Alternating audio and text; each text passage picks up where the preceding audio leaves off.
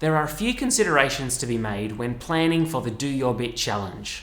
We know that teachers don't have much time, so how does the challenge help you deliver the curriculum efficiently? Let's talk about some integration opportunities. Firstly, it provides a fantastic opportunity to meet the cross-curricular priority of sustainability, which can be used as a context or a theme for learning. Secondly, there are a whole bunch of cross-curricular opportunities which you can tap into. In science, biological sciences is concerned with understanding living things. And in earth-space sciences, that's concerned with change and humans' use of natural resources.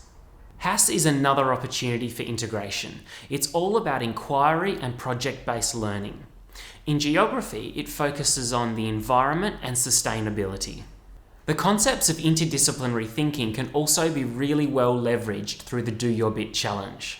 These include concepts such as continuity and change, cause and effect, and roles, rights and responsibilities. Through the personal, social and community health strand, there are lots of different ways which you can integrate health and phys ed into the Do Your Bit challenge.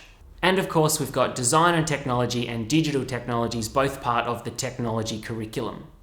For design and technology, you may want to bring in the technologies and society substrand.